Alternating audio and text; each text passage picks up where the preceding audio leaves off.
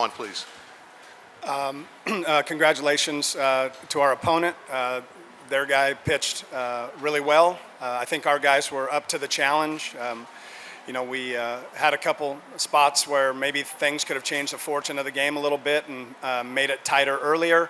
Dylan Carmouche on short rest went out there and battled and did what he did to give the ball to Michael Lombardi. And I thought Michael Lombardi pitched really well and hung up some zeros and gave us a chance to get in there. And the guy here to my left put a big charge into one to get us close. And, the fact that they ran Skeens out for 120-plus pitches and didn't go to their bullpen against us, I'd like to take that as a measure of respect. And we'll live to fight another day and be back tomorrow, whoever our opponent is. Okay, we'll go ahead and open questions for Brennan Lambert, designated hitter. Get the mic to you here.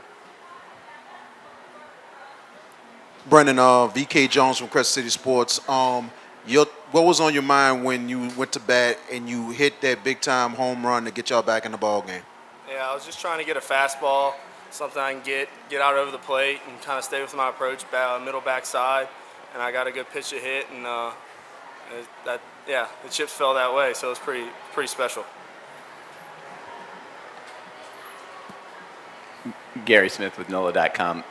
Just what was the toughest thing about Paul Skeens? Obviously, he throws 100 miles an hour, but you guys got some good swings against him. It's just everybody struggles against him overall. Yeah, I mean, he's a great pitcher with great stuff, and he came right at you, and I think that's the toughest part about him. He's going to throw a lot of strikes and put the pressure on you, and I think we did a good job with him, I think, and we put some good swings on him. But, yeah, I mean, he just comes right at you. That's what makes him pretty good.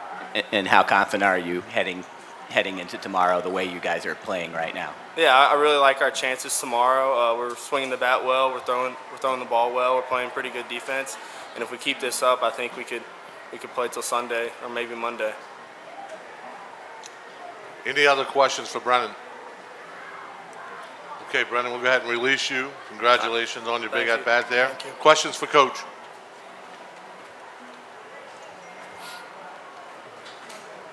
Coach, did your strategy kind of change a little bit when Skeens got the start today? No, I think we were in our minds thinking it was going to be him or Hurd, and we were prepared for all three of them actually if they even went to Floyd. So I wasn't surprised by it, but again, we were prepared for that announcement. In the back. Coach, you said it was a little measure of respect that you felt like they would throw Skeens against your team. What does he do so well? Obviously, the talent is top tier, but how does he mix it up?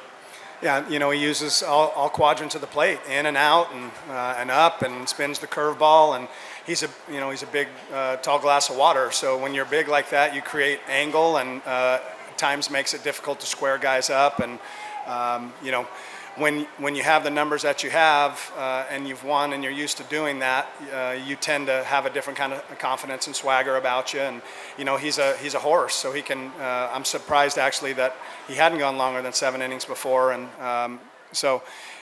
he's just a competitive kid. And I think the fact that he went to Air Force, I think speaks volumes about who he is as a human being. And I have a lot of respect for that program that he came from. So. Jay, any team that faces Paul Skeens knows they're going to kind of have to be perfect to hang in there. And there were a couple of plays early defensively on leadoff guys that led to some runs early on. You feel like it could have been a different game late without those things happening early? Yeah, I thought 3 probably critical things early. The hit and run with La Prairie, that he hit that ball to the wall. Had that gotten over his head, that like I said, that loosens up things a little bit probably. A leadoff walk and a leadoff error, and both come home to roost. So.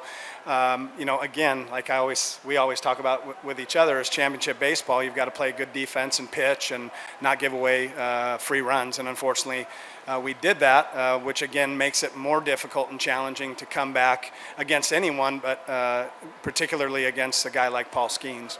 And how good do you feel going into tomorrow? There were a lot of good swings off of Skeens today, even though you only had 2 runs to show for it. Yeah, thanks, Gary.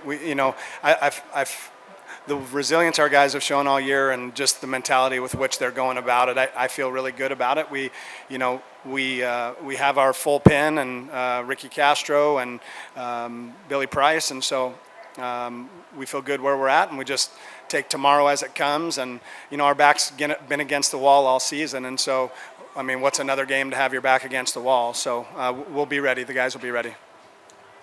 Right here, Will. Hold on 1 second, please. Oh, I'm sorry. Any pitcher you've coached against or played against you can compare this guy to? It's funny you should ask. I actually, my son, who's our bat boy, I looked at him, and when I was an assistant at Nevada, we played against some guy named Steven Strasburg, and then one other guy is very familiar at Rice, a guy named Jeff Neiman, similar kind of tall build, angle. So to me, those two guys were in a league of their own, and I would have comped him. My first comp to him was Strasburg. In the back over there, Mike, you got a question? Okay. Any other questions? Right here. Thank you. Thank you. Can you comment a little more on Lombardi's performance? And also, then you did take him out with 2 outs. Was that pitch limit, or just what was the thinking there? And then I mean, in retrospect, like I looked at his and I said, shoot, I should have left Lombardi in.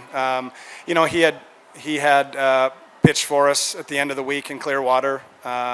He had done his job, I felt like, and I thought we could go to a matchup where Tommy White's splits were like 250 against left-handers and like 460 against right-handers. And so I went to Clev. It didn't work out. Went right back to Priggy against Trey Morgan, who had the opposite splits too, where he was well worse off against right-handers than he was left-handers. So, those 2 moves didn't pan out, and, I feel bad for those kids the way their outing went, their one-hitter went. But, Colin Riley came in and a challenging environment. So, for me, it was a learning experience for those 3 young guys. They got their feet wet and in a really fun environment, and I think that'll serve them well as they continue to move forward. And like I said, Colin Riley came in, gave up the 1 with a walk. He did get ahead 0-2. And then he came after that and got a ground out. So proud of him for that. But yes, Gary, in hindsight, certainly it didn't work out. But I felt like based on the matchups in terms of right-left, I thought it was the right move. Anyone else? And who's going to start for you tomorrow? I would assume it's probably going to be Ricky. Okay, Coach, thank you. Coach, thank you.